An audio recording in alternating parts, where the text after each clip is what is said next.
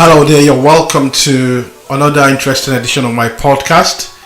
And today I'll be discussing or I'll be talking about the UEFA Champions League Cup. And as you may know already, we are in the business end of the competition, the round of 16 to be precise. And tonight's games that were played the games that were played tonight was the first being Barcelona versus PSG, that's Paris Saint-Germain versus Barcelona, and Benfica versus Borussia Dortmund. Two cracking games. But of note or of more importance to me particularly, which I would say that was the star game for today or for tonight, was the game between Paris Saint-Germain versus Barcelona, and the result ended 4-0 in favor of Paris Saint-Germain. That's an emphatic victory and almost a shocking result to say the least. But before tonight's game, I've always thought that Barcelona seems to have lost that air of invisibility, and by that I mean the sort of game that made the world have huge respect, the sort of victory, the sort of game that we know Barcelona for, which the whole world was in awe of them. And I'm talking about the Pep Guardiola era, where they seems almost unbeatable. They were just too good at the time. But on the basis of tonight's game, there seems a team that could be beaten, and I dare say that even Arsenal, that have always been at the receiving end of Barcelona in time past, if they play to their optimum, can defeat this Barcelona team. And I'm not just saying this, and I'm not an Arsenal fan, by the way. In case you're thinking maybe I'm saying that because I'm a fan, but I think this Barcelona team do not look the unbeatable team anymore.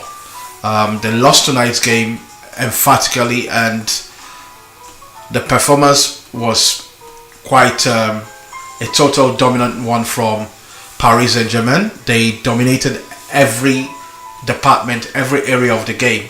The goal scorers being Angel Di Maria, who scored 2 goals, Julian Draxler and Edson Cavani. Di Maria, I'm quite shocked that, I haven't watched tonight's game. I'm wondering what came over Manchester United to release such a talented player. Obviously, he sort of struggled. Now, there are two sides of the divide. Some believe he couldn't, cope with the pressure that comes with playing in the English Premier League, or some felt that it must have been Louis van Gaal, who do not necessarily believe in the player. But in Paris Saint-Germain, and particularly when he was at Real Madrid, he's showing to be himself at the moment. Julian Draxler, for me, I've always been a potential top class player, and I still believe that. I believe we've not seen the best of him yet. Right from his days playing in Schalke, I've always thought this guy is just a real deal. And Edson Cavani has really come into his own. He's now reminiscent of the Cavani that played for Napoli some years back. You probably will recall that during the era when Zlatan Ibrahimovic was playing in PSG, Cavani seemed to be in the shadows of Ibrahimovic, but right now he is the main and the focal point of PSG at the moment, and they totally deserve tonight's victory. and I've heard certain sport analysts or sport experts says that Barcelona can be coached by anybody because of the galaxy of stars they've got at their disposal. Well, if you're of that thought or of that belief, after watching tonight's game, I'm sure you probably have some sort of change of heart. And the next game, which I want to just comment briefly on, is Benfica versus Borussia Dortmund. The game ended 1-0 in favor of Benfica. Well, it's quite a slim victory. Dortmund had a chance of coming back. Pierre-Emerick Aubameyang, their top striker, hit the penalty straight at the goalkeeper, and that could have the result could have gone a long way to enhance their chance of going to the next stage. I mean, in my opinion, a 1-0 victory is still a very good one for. It's still a very, very minute or quite easy for Dortmund to overturn. I believe they can overturn that result, but a 1-1 draw could have eased the pressure a bit, because with an away draw, the away team will be under pressure to perform, while the home team will just it's like a cushion, if I may put it that way.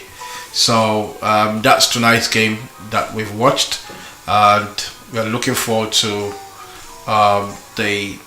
one of the start games as far as the English soccer fans are concerned, particularly the Arsenal fans. Tomorrow is going to be Bayern Munich versus Arsenal, and Real Madrid versus Napoli.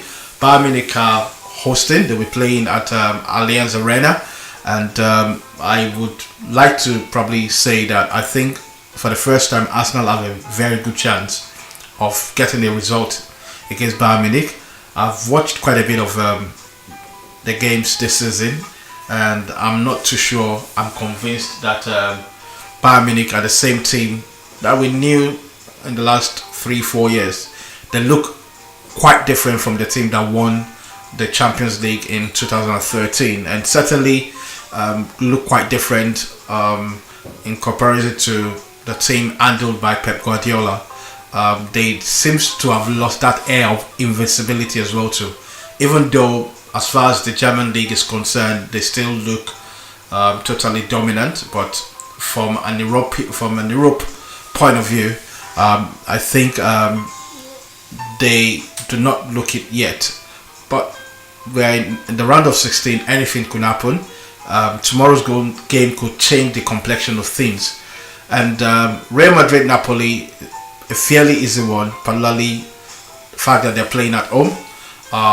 But we'll see what goes, or we'll see how it goes tomorrow. And I'll be reviewing the two games as well tomorrow, once the games have been played. But in the meantime, let me know what you think, or let me know what your thoughts are on the games that have been played tonight. Until I come your way again, have a lovely time. Speak to you soon.